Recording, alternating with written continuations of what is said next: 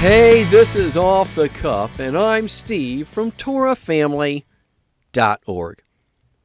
I don't know about you, but I used to hate tests back in school.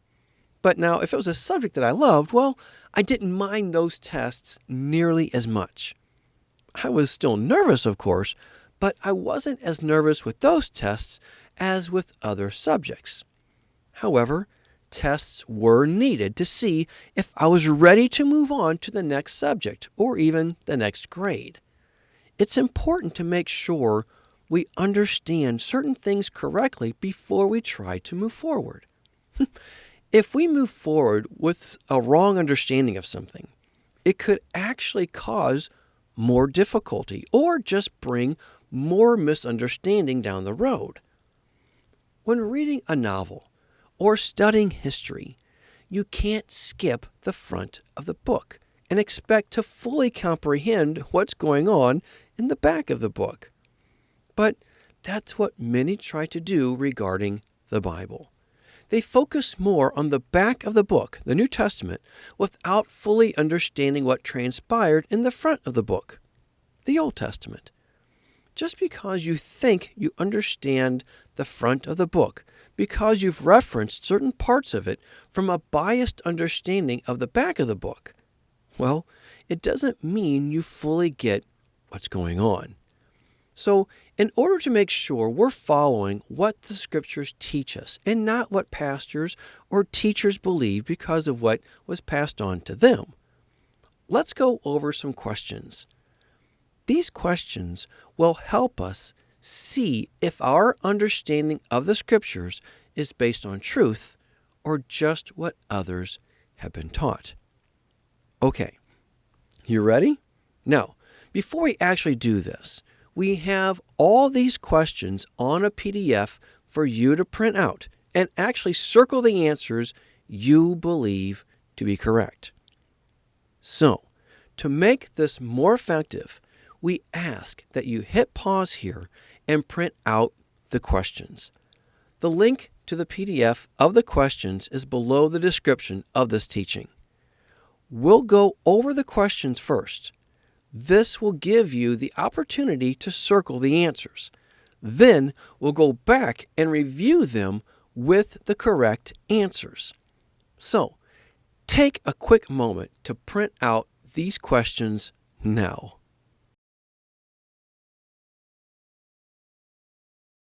Okay, we're back. Now, to make this a little more fun and less intimidating, all the questions will be in the form of true or false questions. Ready? Here we go. True or false? Sin is defined as breaking the law of God. Number 2. True or false? One who follows the Spirit doesn't follow the law. Number 3. True or false? The Pharisees followed the Torah, that which is commonly called the law. Number 4. True or false? Being grafted in originated in the New Testament. Number 5. True or false? Having 2 or 3 witnesses for a matter is founded in the New Testament. Number 6. True or false? Jesus quoted only from the Torah, the law, to defeat Satan when he was being tempted. Number 7. True or false? Paul followed the Torah and instructed the churches to follow his example. Number 8. True or false? To be a child of Abraham, one must have the faith and deeds of Abraham. Number 9. True or false? The law Moses gave the Israelites was made too hard for them to follow in order to show them their need for Jesus in the future. And lastly, number 10. True or false? Once grafted in, you are no longer considered a Gentile, but rather a part of the 12 tribes of Israel. Okay, that's it. Now, let's go to the scriptures to find the answers. Number 1, sin is defined as breaking the law of God. The answer is true. 1 John 3:4. Everyone who sins breaks the law. In fact, sin is lawlessness. And James 2:9. But if you show favoritism, you sin and are convicted by the law as lawbreakers. So, are you breaking the law of God? If so, then you are sinning. Number 2, one who follows the Spirit doesn't follow the law. The answer is false. One who follows the Spirit will obey the law. Romans chapter 8, verse 4. In order that the righteous requirements of the law might be fully met in us, who do not live according to the sinful nature, but according to the Spirit. And remember, sin is breaking the law as noted in our first question. Thus, the sinful nature is the nature of breaking the law. But we don't live according to that. We live in accordance to the Spirit, and the Spirit teaches us to submit to God's law. We see that in the following verses. Verse 5, those who live according to the sinful nature have their minds set on what that nature desires. But those who live in accordance with the Spirit have their mind set on what the Spirit desires. The mind of sinful man is death, but the mind controlled by the Spirit is life and peace. The sinful mind is hostile to God. It does not submit to God's law, nor can it do so. Those controlled by the sinful nature cannot please God. So, if you're controlled by the sinful nature, you can't please God. But if you're controlled by the Spirit, you submit to God's law. Thus, you please God. The scriptures say in the New Covenant, God will put His Spirit in us to follow the Torah. If we don't want to follow His Torah now, why would He want to gift us with putting that ability in our heart then? Number 3, the Pharisees followed the Torah, that which is commonly called the law. The answer is false. Both Mark 7 and Matthew 23 shows they did not follow the law. So, contrary to popular belief, the Pharisees did not follow the Torah, but followed the teachings handed down to them instead. Number 4, being grafted in originated in the New Testament. The answer is false. In Exodus 12, we see a multitude who left Egypt with Israel, and they were referenced as Israel later in the scriptures. And they were all given the Torah to follow as seen here in the book of Numbers. Plus, we see how Ruth was grafted into Israel and was no longer a Moabite. So we see that being grafted in is not a New Testament thing, but it started in the Old Testament. Number 5, having 2 or 3 witnesses for a matter is founded in the New Testament. The answer is false. The thought that this comes from the New Testament actually comes from Matthew 18 and 2 Corinthians 13. However, what many don't know is that Yeshua and Paul was referencing what was given in the Torah, founded in Deuteronomy 17 and Deuteronomy 19. So this is a command straight from the Torah and not originally founded in the New Testament. Number 6, Jesus quoted only from the Torah, the law, to defeat Satan when he was being tempted. The answer is true. All 3 references Yeshua gave was straight from the Torah. Matthew 4:4 is straight from Deuteronomy 8:3. Matthew 4:7 is straight from Deuteronomy 6:16. And Matthew 4:10 is straight from Deuteronomy 6:13. So, if the Torah is what Yeshua used to overcome Satan, and we're to follow his example, what should we use to overcome Satan? That's right, the Torah. Number 7, Paul followed the Torah and instructed the churches to follow his example. The answer is true. Acts 21 shows us that Paul did indeed follow the Torah. And 1 Corinthians and Philippians shows where Paul tells the churches to follow his example in how he lived. Number 8, to be a child of Abraham, one must have the faith and deeds of Abraham.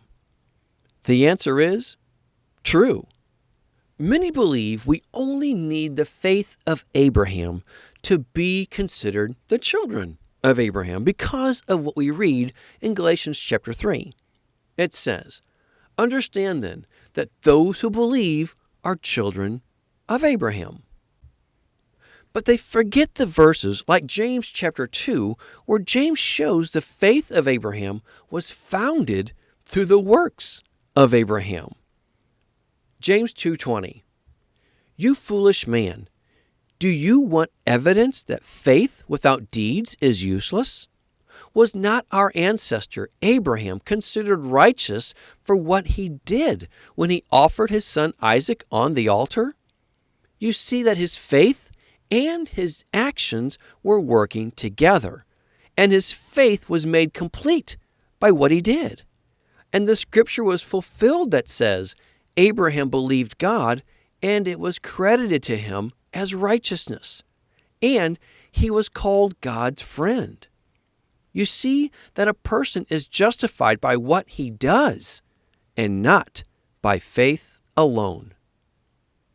Plus, please consider what Yeshua himself specifically said about being the children of Abraham.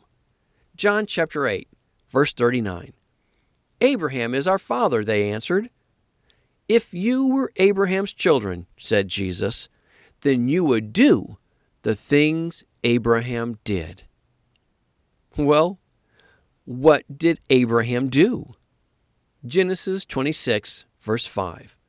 "Because Abraham obeyed me and kept my requirements, my commands, my decrees, and my laws." So, in the words of Yeshua himself, if you claim to be a child of Abraham, you need to do the works of Abraham. Thus, you need to pursue the law as Abraham did. It's not faith only. Number 9, the law Moses gave the Israelites was made too hard for them to follow in order to show them their need for Jesus in the future. The answer is false. Look what Moses said regarding the Torah that he had just given Israel in the book of Deuteronomy. Deuteronomy 30:11. "Now, what I'm commanding you today is not too difficult for you or beyond your reach." Plus, we know Yahweh judged Israel for not following the Torah. So, if the law was too hard for them to follow, then why would Yahweh judge Israel because they didn't follow it? One more time. If the law was too hard for them to follow, then why would Yahweh judge Israel because they didn't follow it? Is that a just God? Do we really think he would judge his people for not following his law, knowing they weren't able to follow it? As it is, Moses said it wasn't too difficult for them. But they were judged because they rebelled against it, as noted here in the book of Nehemiah. And here in Isaiah chapter 1. And here in Isaiah chapter 63. So the law was not too difficult for them. They simply rebelled against it. Are you rebelling against it today? And lastly, number 10. Once grafted in, you are no longer considered a Gentile, but rather a part of the 12 tribes of Israel. The answer is true. Ephesians 2:11. Therefore, remember that formerly you who are Gentiles by birth and called uncircumcised by those who call themselves the circumcision, that done in the body by the hands of men, remember that at that time you were separate from Christ, excluded from citizenship in Israel, and foreigners to the covenants of the promise, without hope and without God in the world. But now in Christ Jesus, you who once were far away have been brought near through the blood of Christ. Consequently, you are no longer foreigners and aliens, but fellow citizens with God's people and members of God's household. We are grafted in to Israel, the 12 tribes of Israel. But Steve, we see these verses here that imply the Gentiles are still called Gentiles. The problem is, the name Gentiles doesn't exist in the Greek of these verses here in Acts. That name was added by the translators. But even when you may see the term Gentile used, it's used to show the person was converted. But ultimately, when one comes to the faith, they're grafted into the citizenship of the 12 tribes of Israel. How do we know this? Because those who are allowed to enter the New Jerusalem in the eternal kingdom can only do so if they are of one of the 12 tribes. The New Jerusalem doesn't have a gate for the Gentiles. There's no Gentile gate. You are either of the 12 tribes of Israel and enter through one of those gates, or you won't get in. So, in the eyes of Yahweh, when you come to faith, you are grafted into His Israel, not a man-made modern government. No, I'm talking into the 12 tribes He established as His people. Well, that's our little quiz. How'd you do? There's so many things we could have gone over, and maybe we'll do so some other time. But hopefully, this at least got you to consider some things from a different perspective from what you may have been taught on these topics. If you wish to learn more on these topics, please see our Faith Foundations page at torahfamily.org. Here we cover these and many more topics to learn and grow in. Well, that's all I have. Think about it. Pray about it. But more than anything, be a doer of the word and not a hearer only. Until next time, Shalom.